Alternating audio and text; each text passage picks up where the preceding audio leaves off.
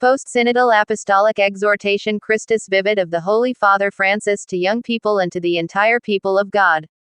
Chapter 8. Vocation. Number 248. The word, vocation, can be understood in a broad sense as a calling from God, including the call to life, the call to friendship with Him, the call to holiness, and so forth.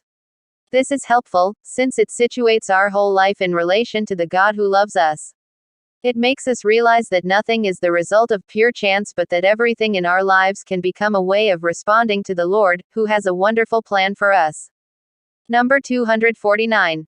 In the exhortation Gaudet et Exultate, I spoke about the vocation of all to grow and mature for the glory of God. I wanted to repropose the call to holiness in a practical way for our own time, with all its risks, challenges, and opportunities. The Second Vatican Council helped us to recognize anew this call addressed to each of us. All the faithful, whatever their condition or state, are called by the Lord, each in his or her own way, to that perfect holiness by which the Father himself is perfect. God's call to friendship. Number 250. The first thing we need to discern and discover is this: Jesus wants to be a friend to every young person. This discernment is the basis of all else. In the risen Lord's dialogue with Simon Peter, his great question was, "Simon, son of John, do you love me?" John chapter 21 verse 16. In other words, do you love me as a friend? The mission that Peter received to shepherd Jesus' flock will always be linked to this gratuitous love, this love of friendship. Number 251. On the other hand, there was the unsuccessful encounter of Jesus and the rich young man, which clearly shows that the young man failed to perceive the Lord's loving gaze. Confer Mark chapter 10 verse 21. He went away sorrowful, despite his original good intentions, because he could not turn his back on his many possessions. Confer Matthew chapter 19, verse 22. He missed the opportunity of what surely would have been a great friendship. We will never know what that one young man, upon whom Jesus gazed with love and to whom he stretched out his hand, might have been for us, what he might have done for mankind. Number 252. The life that Jesus gives us is a love story, a life history that wants to blend with ours and sink roots in the soil of our own lives. That life is not salvation up, in the cloud, and waiting to be downloaded, a new app, to be discovered, or a technique of mental self-improvement. Still less is that life a tutorial for finding out the latest news. The salvation that God offers us is an invitation to be part of a love story interwoven with our personal stories. It is alive and wants to be born in our midst so that we can bear fruit just as we are, wherever we are and with everyone all around us. The Lord comes there to sow and to be sown. Being there for others. Number 253. I would now like to speak of vocation in the strict sense, as a call to missionary service to others. The Lord calls us to share in His work of creation and to contribute to the common good by using the gifts we have received. Number 254. This missionary vocation thus has to do with service. For our life on earth reaches full stature when it becomes an offering. Here I would repeat that, the mission of being in the heart of the people is not just a part of my life or a badge I can take off, it is not an extra, or just another moment in life. Instead, it is something I cannot uproot from my being without destroying my very self. I am a mission on this earth, that is the reason why I am here in this world. It follows that every form of pastoral activity, formation and spirituality should be seen in the light of our Christian vocation. Number 255. Your own personal vocation does not consist only in the work you do, though that is an expression of it. Your vocation is something more, it is a path guiding your many efforts and actions towards service to others. So in discerning your vocation, it is important to determine if you see in yourself the abilities needed to perform that specific service to society. Number 256. This gives greater value to everything you do. Your work stops being just about making money, keeping busy or pleasing others. It becomes your vocation because you are called to it. It is something more than merely a pragmatic decision.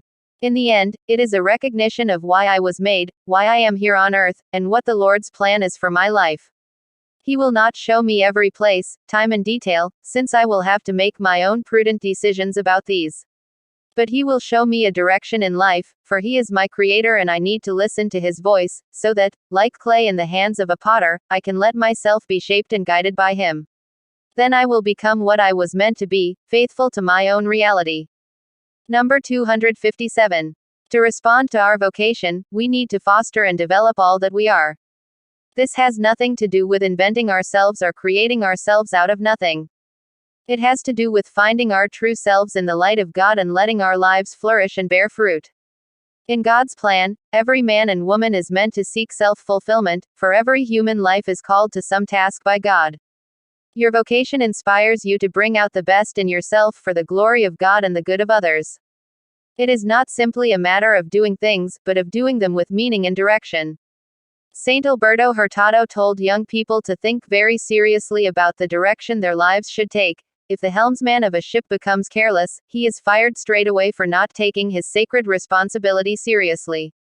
As for our lives, are we fully aware of the course they are taking? What course is your life taking? If it is necessary to give this more thought, I would beg each one of you to give it the highest consideration, because to get it right is tantamount to success, to err is quite simply to fail. Number 258. In the life of each young person, this, being there for others, normally has to do with two basic issues: forming a new family and working. Surveys of young people repeatedly confirm that these are the two major issues worrying them and, at the same time, exciting them. Both must be the object of particular discernment. Let us look briefly at each of them. Love and family. Number 259. Young people intensely feel the call to love. They dream of meeting the right person with whom they can form a family and build a life together. This is undoubtedly a vocation which God Himself makes known to them through their feelings, desires, and dreams. I dwelt more fully on this theme in the apostolic exhortation Amoris Laetitia. I would encourage all young people to read especially the 4th and 5th chapters of that exhortation. Number 260. I like to think that two Christians who marry have recognized the call of the Lord in their own love story, the vocation to form one flesh and one life from two, male and female. The sacrament of holy matrimony envelops this love in the grace of God, it roots it in God Himself. By this gift, and by the certainty of this call, you can go forward with assurance, you have nothing to fear, you can face everything together. Number 261. Here, we need to remember that God created us as sexual beings. He Himself created sexuality, which is a marvelous gift to His creatures. Within the vocation to marriage, we should acknowledge and appreciate that sexuality, sex, is a gift from God. It is not taboo. It is a gift from God, a gift the Lord gives us. It has two purposes: to love and to generate life. It is passion, passionate love. True love is passionate. Love between a man and a woman, when it is passionate, always leads to giving life. Always. To give life with body and soul. Number 262. The Synod insisted that the family continues to be the principal point of reference for young people. Children appreciate the love and care of their parents, they give importance to family bonds, and they hope to succeed in forming a family when it is their time.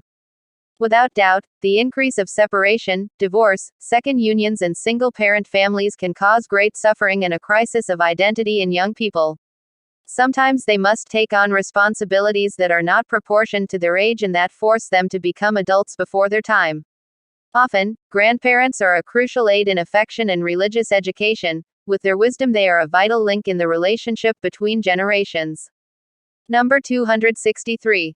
It is true that the difficulties they experience in their own family can lead many young people to ask whether it is worthwhile to start a new family, to be faithful, to be generous.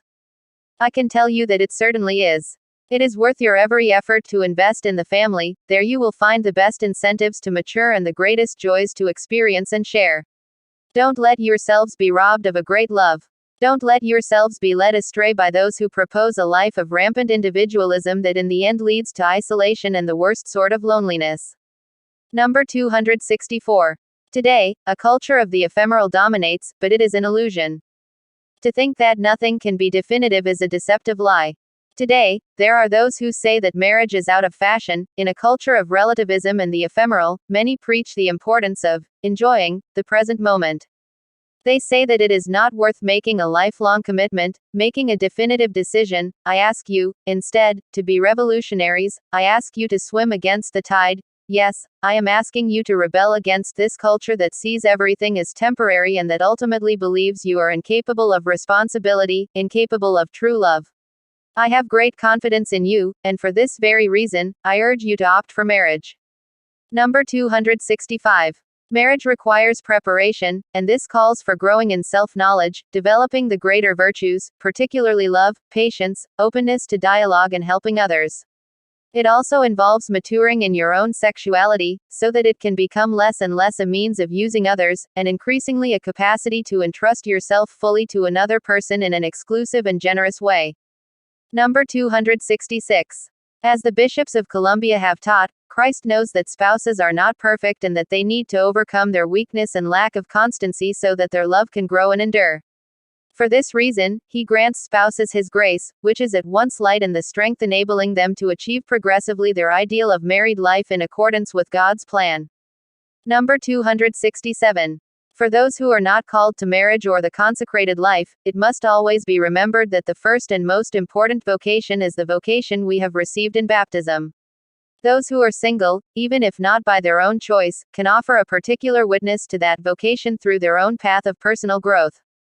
Work. Number 268.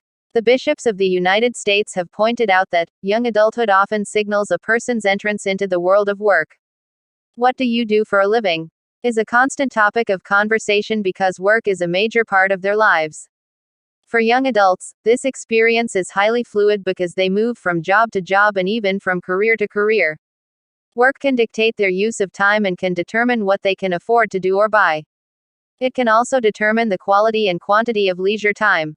Work defines and influences a young adult's identity and self-concept and is a prime place where friendships and other relationships develop because generally it is not done alone.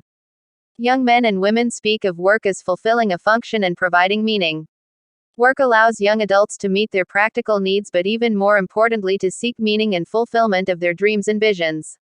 Although work may not help achieve their dreams, it is important for young adults to nurture a vision, learn how to work in a truly personal and life-giving way, and to continue to discern God's call. Number 269. I ask young people not to expect to live without working, depending on others for help. This is not good, because work is a necessity, part of the meaning of life on this earth, a path to growth, human development and personal fulfillment. In this sense, helping the poor financially must always be a provisional solution in the face of pressing needs. Hence, together with the awe-filled contemplation of creation which we find in Saint Francis of Assisi, the Christian spiritual tradition has also developed a rich and balanced understanding of the meaning of work, as, for example, in the life of Blessed Charles de Foucauld and his followers.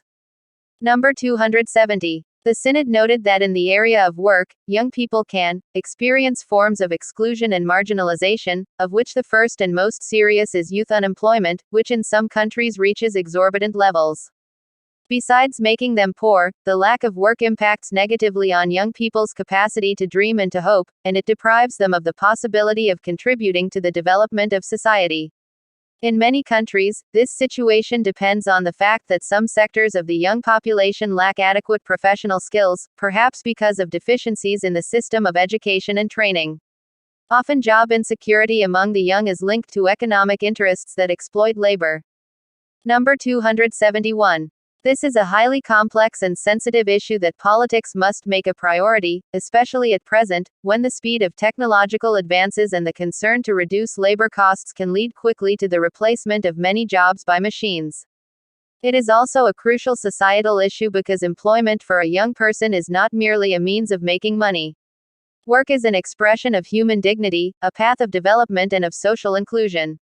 It is a constant stimulus to grow in responsibility and creativity, a protection against the tendency towards individualism and personal gratification. At the same time, it is an opportunity to give glory to God by developing one's abilities. Number 272.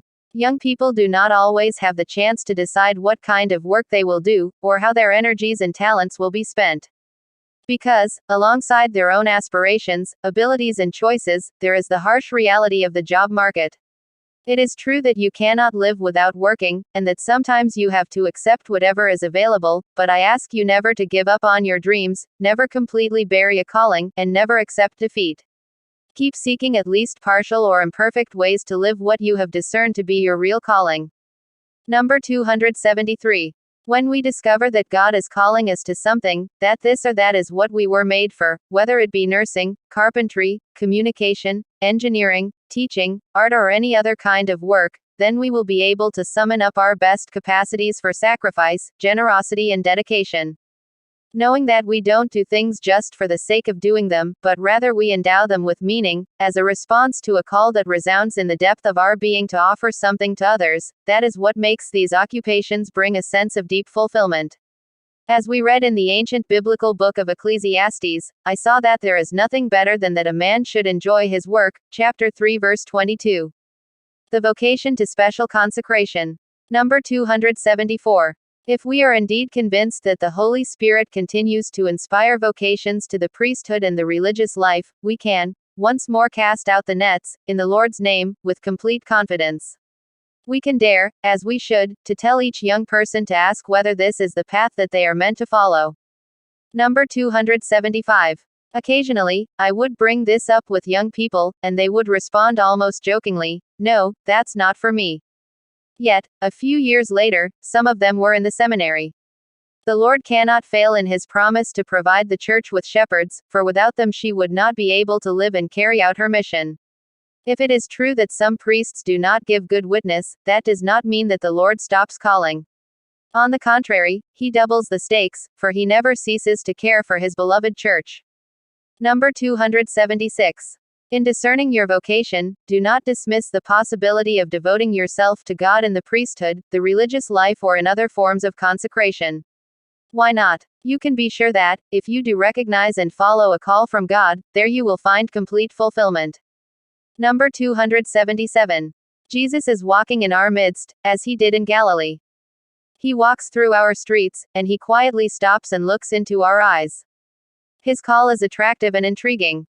Yet today the stress and quick pace of a world constantly bombarding us with stimuli can leave no room for that interior silence in which we can perceive Jesus' gaze and hear his call. In the meantime, many attractively packaged offers will come your way. They may seem appealing and exciting, although in time they will only leave you feeling empty, weary, and alone. Don't let this happen to you, because the maelstrom of this world can drive you to take a route without real meaning, without direction, without clear goals, and thus thwart many of your efforts. It is better to seek out that calm and quiet that enable you to reflect, pray, look more clearly at the world around you, and then, with Jesus, come to recognize the vocation that is yours in this world.